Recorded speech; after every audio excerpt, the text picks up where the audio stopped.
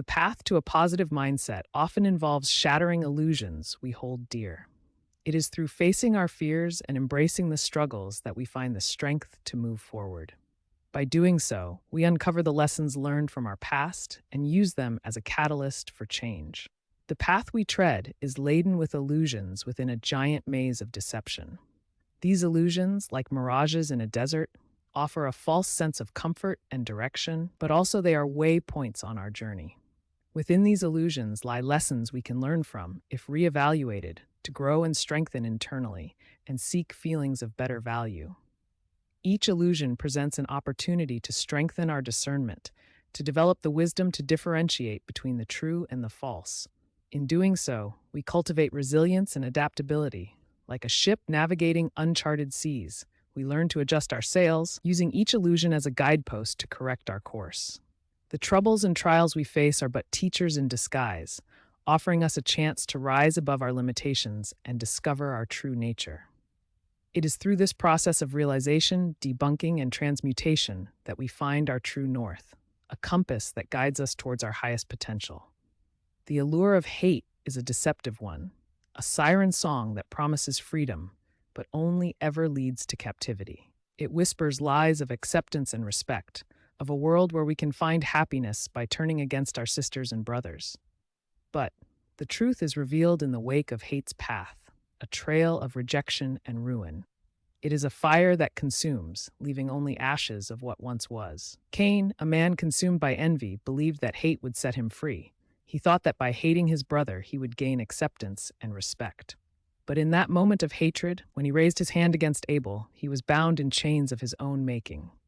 The moment he thought would bring him happiness brought only havoc and destruction. And so it is a downward spiral, a cycle that only ever leads to more pain and suffering. For hate is not a path to freedom, but a road that only leads to captivity and a broken, desolate world. Hate is an unwelcome visitor, always arriving unannounced and overstaying its presences. It barges through the door, trampling over any sense of peace and harmony that may have existed. Its voice is loud and boisterous, drowning out all other sounds.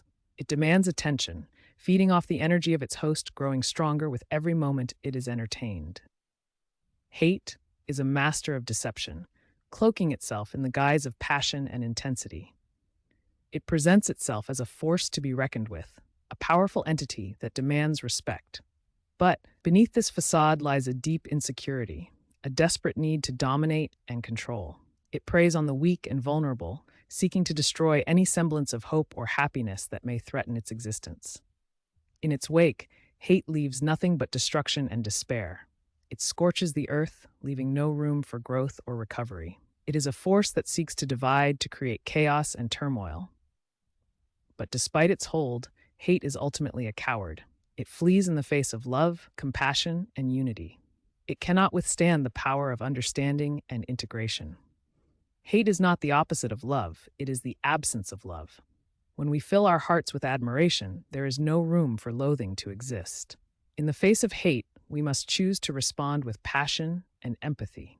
We must remember that hate is not a natural state, it is a learned behavior, and just as hate can be learned, so too can love. We should spread devotion and understanding, and teach others to do the same. Only then can we truly defeat hatred and create a world filled with peace and coexistence. Love is an energy that we as spiritual beings are meant to channel and extend to others. This is the true nature of love, a force that connects us all and is found within each of us.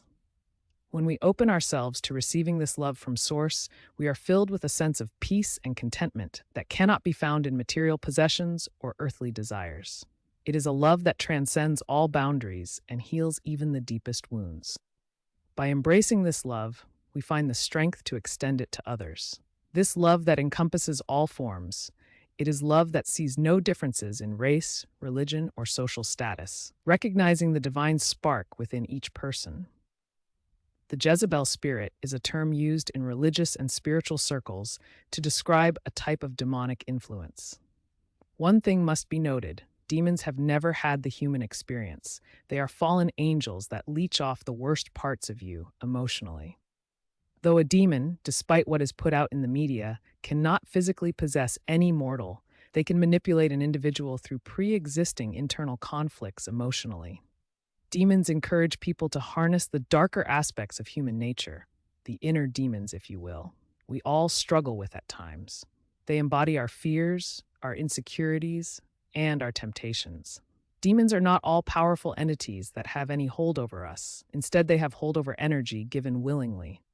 If anyone allows them, they become part of their emotion, a reflection of their inner turmoil and struggles. They can be overcome through courage, self-awareness, and willingness to confront the darker parts of ourselves. Now, Jezebel was a queen, known for her wickedness and manipulation of her husband, King Ahab. The Jezebel spirit, not demon, is believed to target individuals who are vulnerable, lonely, and seeking love and validation. The Jezebel spirit, like anyone, is seeking attention and connection from those willing to give it, whether knowingly or not.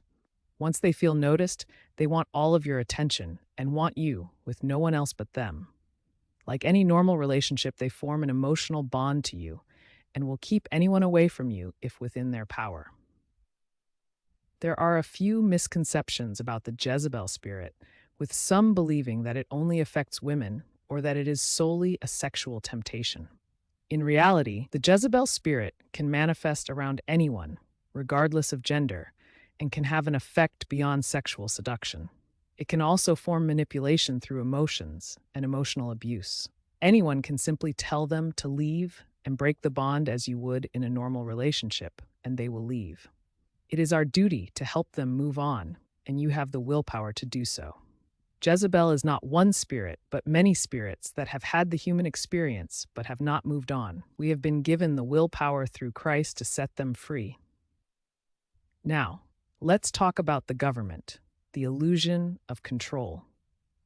This illusion is kept alive by those in positions of power with the intent to keep the people under control. The people's journey is not just a personal quest, but a reflection of the society we're a part of. The government, a formidable force, creates an illusion, a matrix designed to keep the masses on their chessboard. They weave a web of rules and regulations, a complex system that seems to offer us stability and order. The people, accepting this facade at face value, believe they are being protected.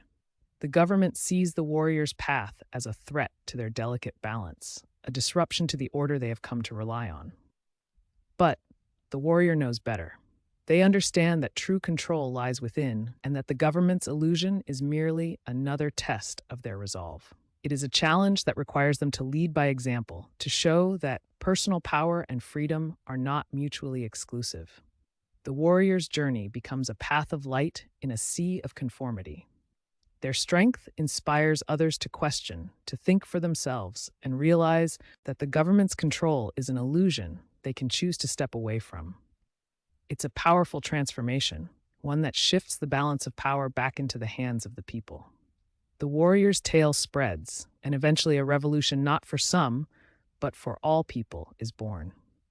It is a quiet revolution, a shift in perspective that starts with the individual.